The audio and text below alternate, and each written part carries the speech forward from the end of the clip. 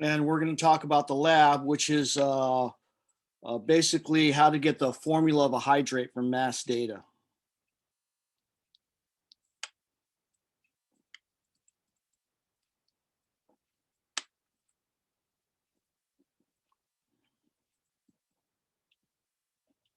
So these are examples of hydrates.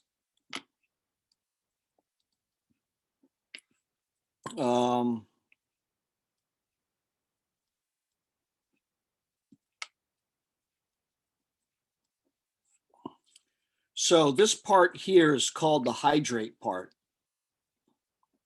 The interesting thing about hydrates is they're solids, they're not liquids. You know, you would think that at the least, if you take something and mix water with it, it would be slushy, right? But it's not the case at all. This stuff is solid, okay? So even though it has the H2O in it, it's still a solid? Yep. All right. You know what drywall is, right? Right. It's stuff that's sandwiched between two pieces of paper, essentially. Right. That stuff is a hydrate. Oh, okay. But it's called drywall, right? Right. Okay, because it's dry. All right. So these are hydrates. And the name for this one would be cobalt 2 chloride. So you name the ionic compound first, and then you name the hydrate. This would be dihydrate. This one would be calcium sulfate, and we don't need to use the charge because calcium is always a +2. And this would be called hemihydrate. So there's another prefix to learn. Half is hemi. Okay. 1 is mono, 2 is di, 3 is tri, and so forth and so on. Right. Now, you can figure out the formula of a hydrate by taking the hydrate, like say we have calcium chloride, and we'll call it XH2O because we don't know what that number is, okay? And this is a solid. When we heat it, we will get cobalt chloride, and you can actually drive the H2O off of the solid, and the H2O in the heat becomes steam, which is a gas, and it leaves the solid. So it's kind of like, you know, imagine you have a sponge and you dry it out. Right. You can get the water to leave the sponge, only here you're getting the H2O to leave the hydrate. So this is called the hydrate, and this is the dehydrated.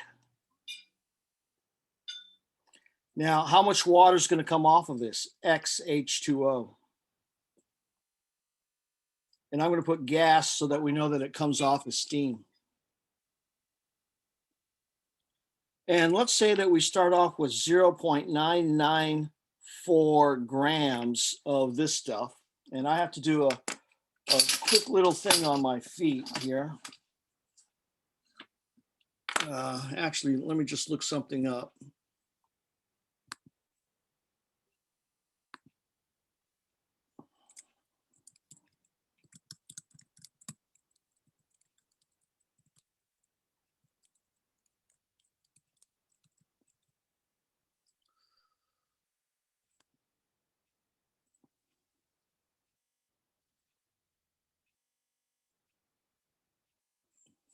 Okay.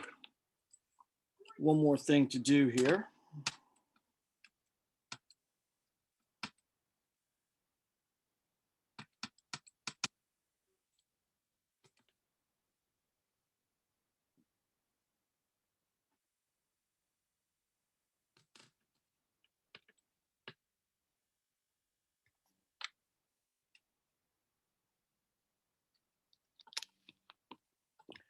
Okay, so let's say we heat this up, and I need to put my share screen back to here. And let's say we get 0.542 grams of the cobalt 2 chloride. So one of the things that we can discuss is how do you know that you've gotten all of the water to leave? And the answer is really simple. Imagine you're doing this in a test tube and you got 0.994 grams and you weigh, I'm going to cross this off, you weigh the test tube, and the test tube with the solid weighs this much. So this is test tube with the hydrate. Now, my test tube clearly weighs 30 grams. You're not going to find your test tube weighing exactly 30 grams, so you have to weigh it. You with me? Right. But at any rate, let's say that you have 30.994 grams total and you heat it. And here, let's say you get 30.682 grams. You heat it. And of course, you cool it because you don't want to weigh a hot test tube. Right. So you cool it. And how do you heat this test tube? Well, if you have a stovetop with a burner, you can heat it right over the burner. And if you don't want to do that, what you should do is look up the temperature you need to remove water from a hydrate. What I'm going to show you here is a test tube. And these are called test tube holders, and you can actually hold the test tube above a fire. Okay. Now, when you're doing this, you have to wear goggles. That's the quicker way to do it, but you can also take your test tubes and put them in some sort of a pan and lay them down.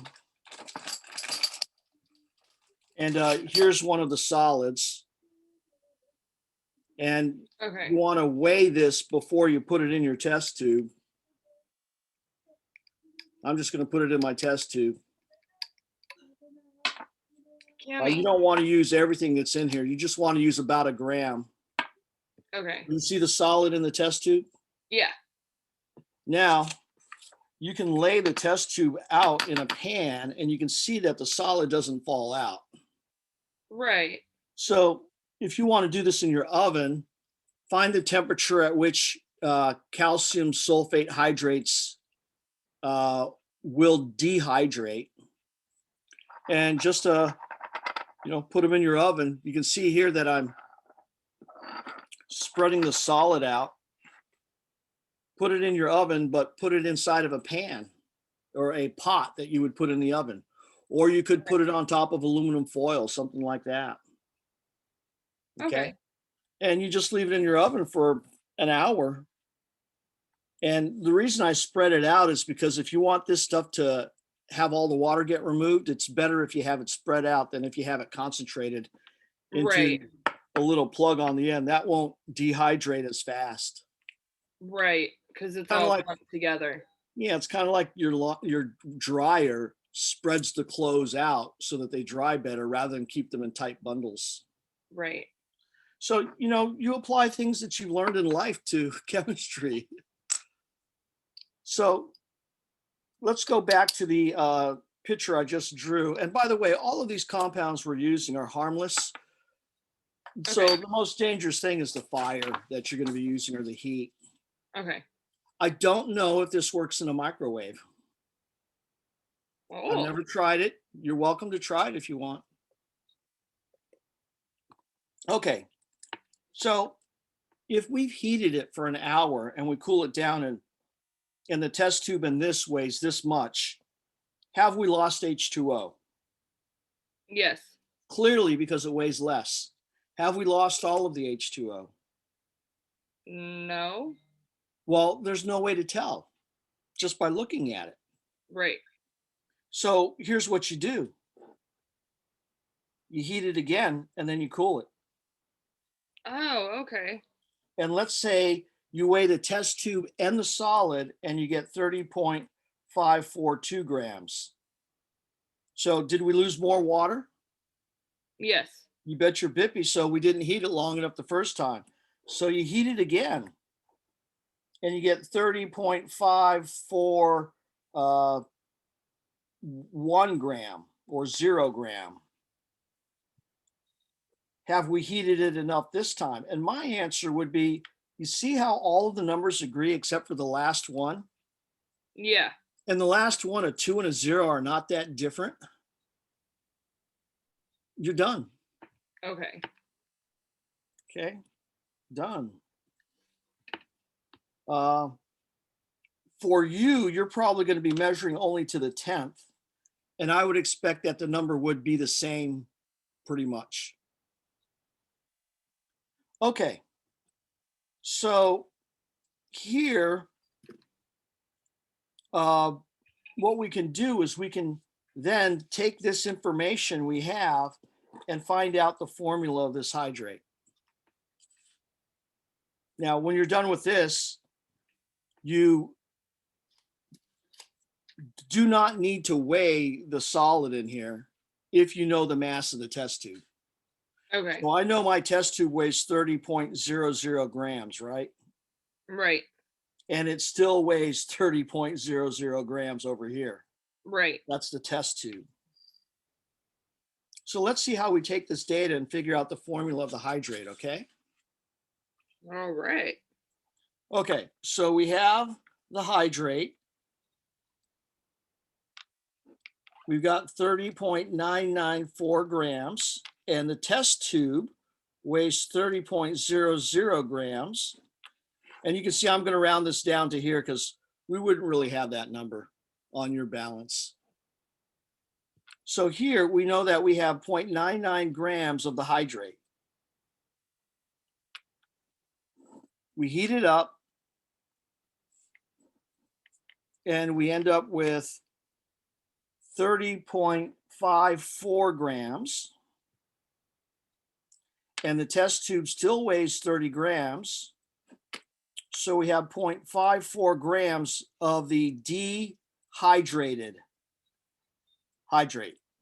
So I'm just going to call it dehydrate. Plus we have H2O. And how much H2O do we have here? Well, we have to figure that out.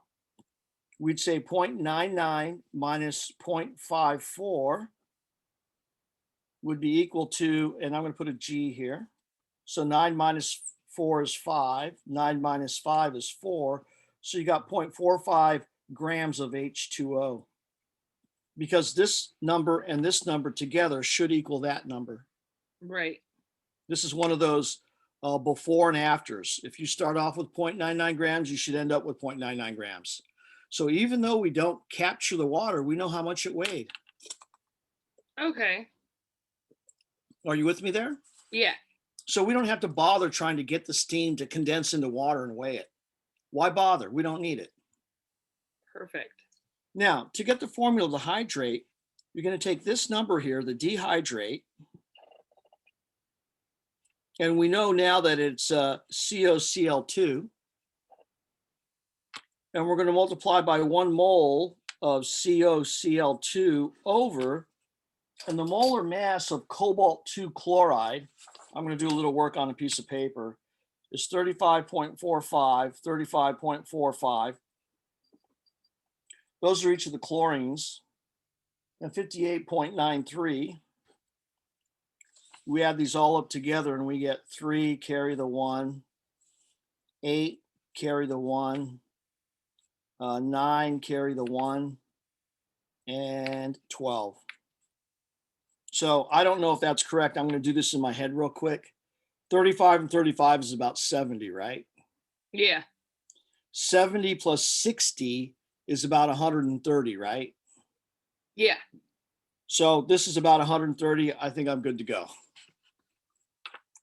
So I'm going to multiply by 129.83 grams of cobalt chloride. And we're going to get moles of cobalt chloride here.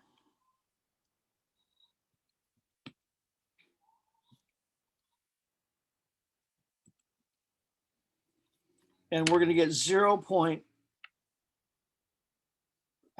going to get 4.1 6 times 10 to the minus 3 moles of cobalt chloride. Less than a mole.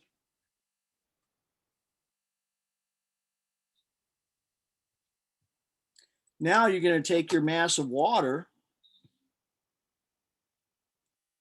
and you're going to multiply by 1 mole of H2O per 18.02 grams of H2O. And we're going to get moles of water.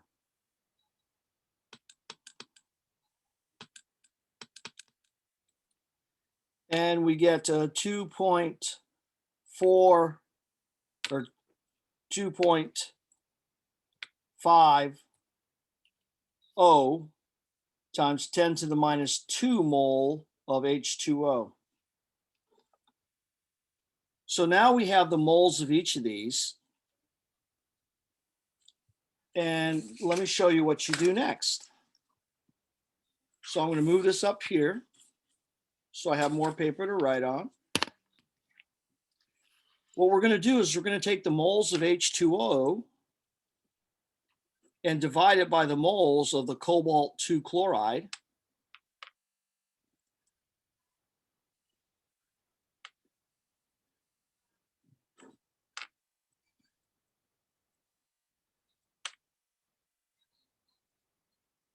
Okay, and put that into your calculator and let's see what number we get. I'm going to do this on my calculator.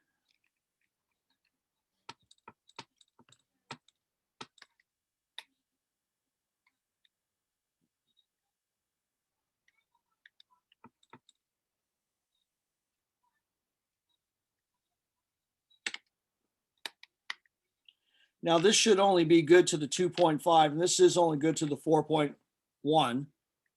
So I want to round this to 2 zig figs, and I get 6.0 moles of H2O over 1 mole of cobalt 2 chloride.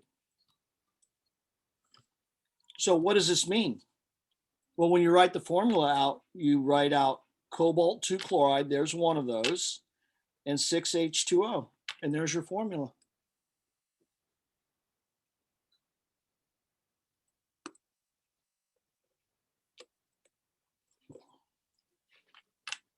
Now, what's the name of this? It's cobalt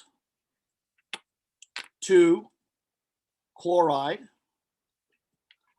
And do you remember the prefix for 6? Hexahydrate? That's precisely right. Yay! So this would be called cobalt 2 chloride hexahydrate. And we experimentally determined the formula. Okay? Perfect. So if we write out directions for how to do this, can you see that the first thing you do is you heat, weigh. Bye-bye.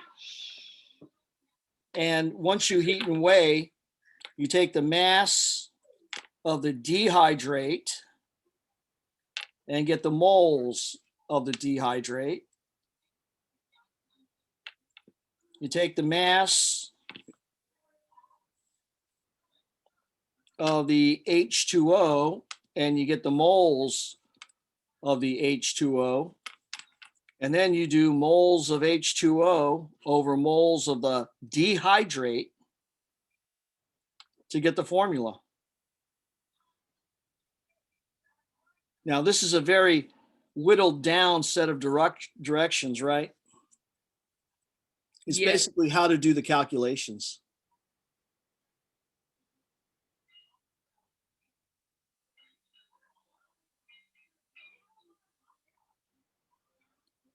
So you really only have one chance to do this experiment right because we didn't give you a whole lot of solid. Right. So whatever So you be do, very careful. yeah. So you got to remember that once you toss out your material, you can't get it back. Right. But if you heat it and you think you've driven off all the water, but you don't know, you can always reheat it. Okay. And you could reheat it different ways. You know, you could try the first heating in an oven, You could try the second heating on your burner of your stovetop if you don't have an electric stove. If you have an Right. electric stove, it's not going to work. No, I have gas. So you can use the gas stove. The thing you need to worry about, though, is with this guy here, if you're holding your test tube in this guy like this, you want to hold this over the fire, not this part, because you don't want it to get close to here, because this is made Right. out of metal and it'll heat up. Oh yeah. So how do And you hurt. keep from getting burned by this? And the answer is, if you wrap this, just the end of it, with a paper towel or a piece of cloth, like a pot handle, you can hold that forever. Okay. You also want to make sure you don't point this at your face, because if anything comes out of there, it's going to hit you in the face. Right. And you also want to wear your goggles while you're doing this. Yes. Always. Now, if you don't do this on the stove top, but you do it in your oven, you just shut the oven. You don't need to wear your goggles when the oven's shut. Right. Okay? Plus, if you do it in your oven, you can walk away and you can come back later and just pull it out and let it cool down. Okay. It's like baking a pie. While the pie is baking, you do other things. Right. Now, I'm going to give you a little more background so that you can do this lab. And it is as follows. You have 4 compounds. One is called anhydrite. One is called drywall. One is called gypsum. And one is called plaster of Paris.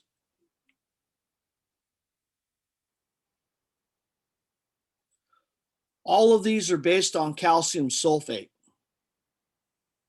Okay. So these 3 here, one of them is going to be this. It actually has no H2O with it. One of them is this. It's the hemihydrate. And one of them is this. Now, you'll notice that I drew this little bracket here because I didn't want you to think that this one is this one, this one is this one, and this one is this one. You have to figure that out.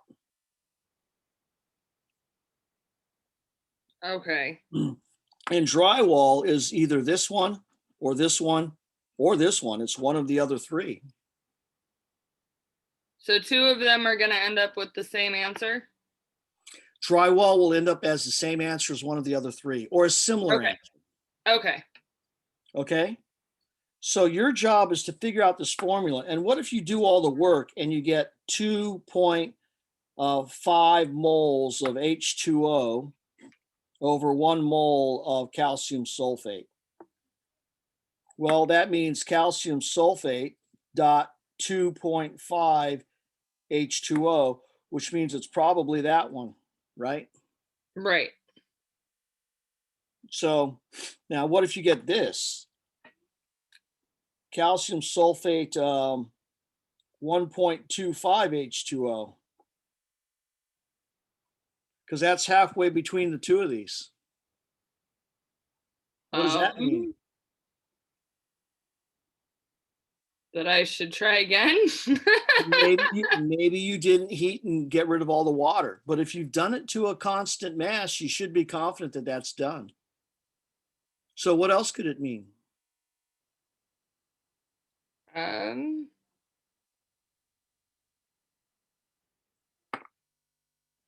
is a very good question.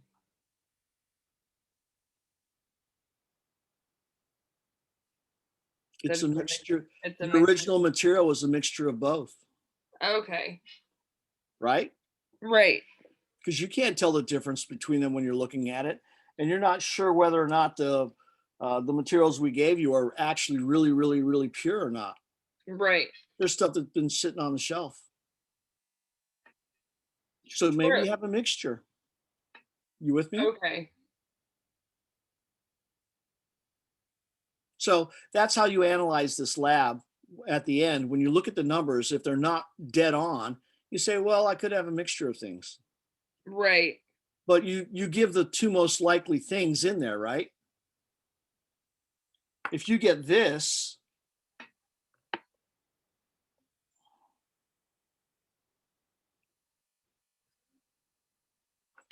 What are the two things you have in there? Well, probably, I'm going to rewrite this one. That's 0.5 H2O, that's 0 H2O. So this is probably a mixture of these two, right? Right. So that's how you do it. Okay. So do you have a firm idea of what you're going to be doing with this lab? Yeah. Okay, and the assignment is basically what I've just taught you to do, where you do these calculations Okay, perfect. and then calculate the formula. And you also get the angst of doing a real experiment with real stuff to find out that it really doesn't come out the way you hoped it would sometimes. That's science. You know, we don't fudge things and say, well, it worked perfectly. We do what we do and report it. Right. And there's absolutely no shame in reporting what you've done.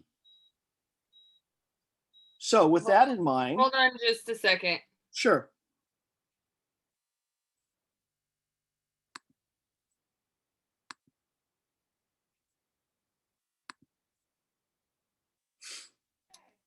Something was beeping. I was trying to figure out what it was.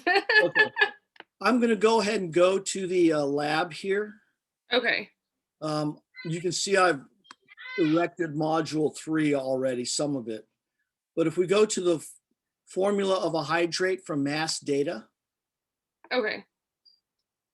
the lab write-up, you should have the introduction, the safety, the procedure, data, calculations, results, and discussion. Here's the introduction. It's some of the stuff that we just talked about. Here's the safety. You want to be worried about hot things. The other safety thing is stuff shooting in your eyes if you use the test tube over the stove. Right. You want to read this procedure thoroughly, because what I describe here is what you're going to be doing with plaster of Paris. Okay. And then you have to do the same thing for all the rest of them. Okay. And you'll notice here, find the temperature required to move H2O from calcium sulfate hemihydrate and calcium sulfate dihydrate. Use the internet. The reason you want to know that temp is so you know what temp to turn your oven to. Right. I was curious about that. And naturally, if you go above the temp, it'll probably dehydrate faster. Right. Now here, you'll notice it says, weigh about 1 gram of the plaster of Paris and add it to your test tube. Do not get 1 gram precisely. When people do that, they're willing to fudge. So we don't do that.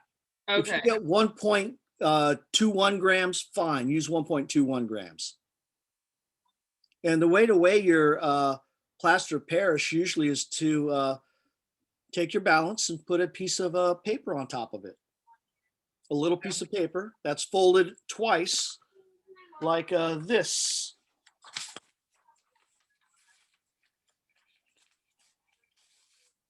So here's a piece of paper, fold it once, fold it twice, and you put it on your balance. And you see how the paper is kind of concave? I can't see it at the moment. Oh, I'm not sharing it with you. Wrong Nope. share. Sorry. So here, do you see how I folded it twice? Yes. And that makes it kind of concave. And I put it on my balance and I turn my balance on. And it says 0. So I put a little bit of this on.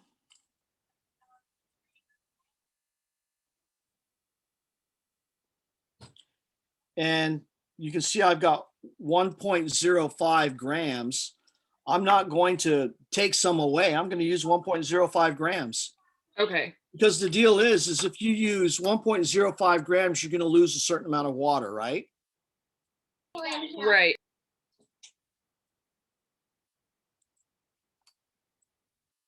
If you use less than this, you'll lose less water. Right. So it'll be proportional no matter what you use. And then you can take this And with this little fold here, you got like a little funnel there. And you can And you just can pour it funnel right that in. right into your test tube carefully. And tap it. And boom, I've got 1.502. And here, if I do this now,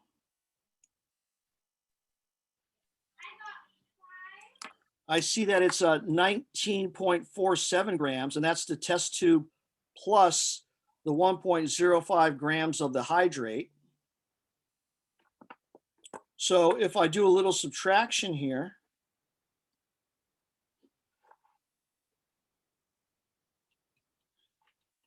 my test tube weighs 18.42 grams. Okay. So I don't actually have to weigh the test tube. I can figure it out and not have to do an extra step. Right. And when you're done with this experiment, there's no need in keeping the stuff because it's now all dehydrated. Right. There's nothing we can really do with it after that. Right. If it'll stay and not roll. Yeah. Well, I can stand it up. And remember, I said that the test tube should weigh 18.42 grams. This says 18.44, but there's still a little bit of solid left on the inside. So that may account for the difference. So this just goes to show you don't really have to weigh the test tube. Right. You get the mass by difference. Right. Okay. But I'm going to go back and do a different share here. So you see here where it says weigh this, da da da da da. Yeah. Just take what you get, mass the test tube with the plaster of Paris and record the value. Right. You need to make sure you do that. And the reason you want that total value is because after you heat it, you don't want to take the solid out of the test tube and have to put it back in. Just weigh the whole dang thing and you'll know if you've lost water because it weighs less than what you had previously. Okay. Does that make sense? Yeah. When we take a look at that drawing I had right here, and I'm going to have to change my share. So with this drawing right here, you know, I said, okay, here's what the hydrate, you heat it and then you weigh it again. I don't need to take the solid out of the test tube to see if I've lost water.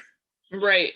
And that's the beautiful part about that is, you know, in science, you're trying to think of ways to save time where you still get without compromising your results. Exactly, where you still get meaningful data. And this is it. This is you know, the perfect solution. Keep it in the test tube and just weigh the whole dang thing. How do you keep your test tube from rolling? Well, I think that's simple too. So here's my test tube. And if I wanted to keep it from rolling, and it's always rolling that way, I'm just going to build a little block. So there's my wedge to keep my test tube from rolling. And I can hit the tear button. It says 0 and put that little wedge in there. And hopefully it keeps it from rolling. Oh, nope, that wedge didn't. Yeah. So it'll keep it from rolling. Yay. Okay. So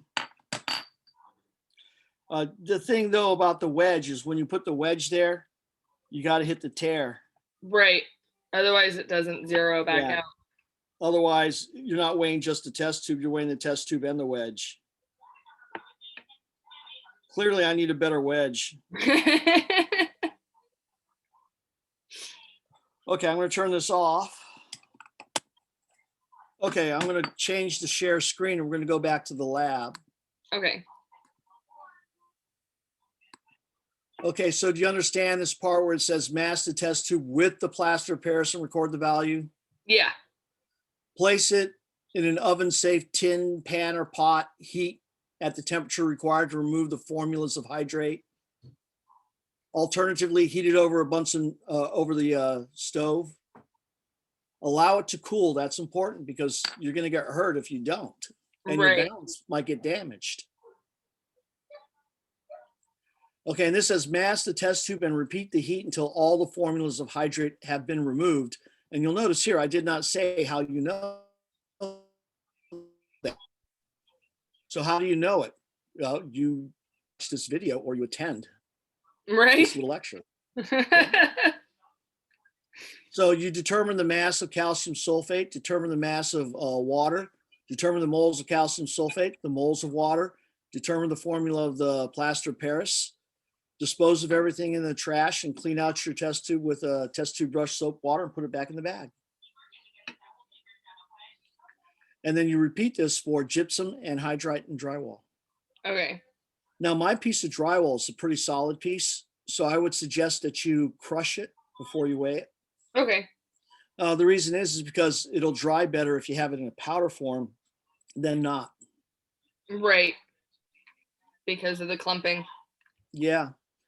And then here I tell you the masses you need. You need the masses of the substances, the substances in the test tubes before heating, after each heating. Here's your calculations. You should have a result that shows, here's what I got for anhydrite, here's what I got for each of them. Okay. And, you know, with the formulas next to them, and then you write down what you think it is. Well, I need to fix that. That should say H2O.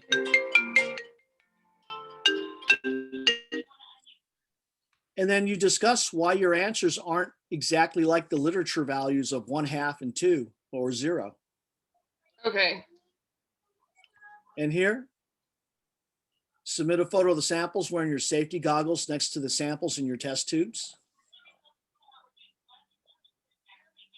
And then here's your assignment. Perfect. You'll notice for the assignment, I'm asking you to show me the calculations for just the drywall, not all 4 of them, just the drywall. And the reason for this is that I believe that whatever you do for the drywall, you're doing the same type of calculation for the other 3.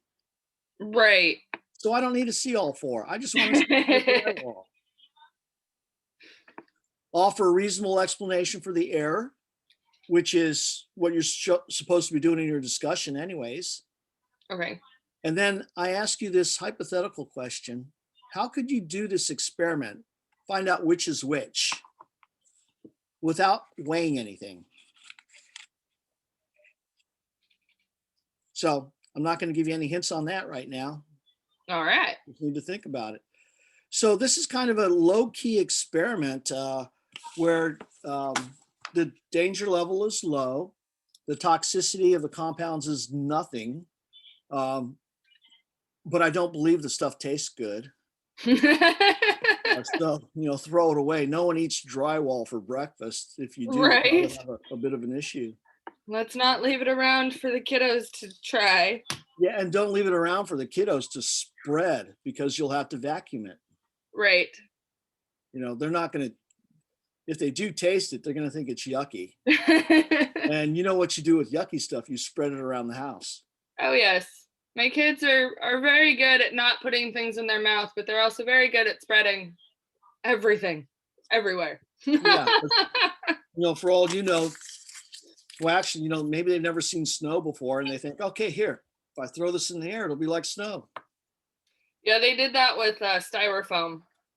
Oh, great. Styrofoam has that static. Oh, yeah. I hate They that. spread it. At one point, they had it all over my car. They had gotten a hold of a piece and just torn it to pieces, and it was all over my car. And then I brought them all inside, and I didn't realize that there was a piece that hadn't gotten thrown away. And I went in my room to do something, and I came back out, and it was everywhere. And I was like, oh, man. Kids are definitely industrious. Yes. Okay. Well, that being said, I don't have anything else for you. So Perfect. do you have any questions that you've thought of during this time? Nope, you answered it. Okay. Well, I'm glad you showed up and I hope you thought it was worthwhile. It definitely was. Thank you so much. Yeah, you bet. We'll see you tomorrow, hopefully. Sounds good. All right. Bye-bye. Bye.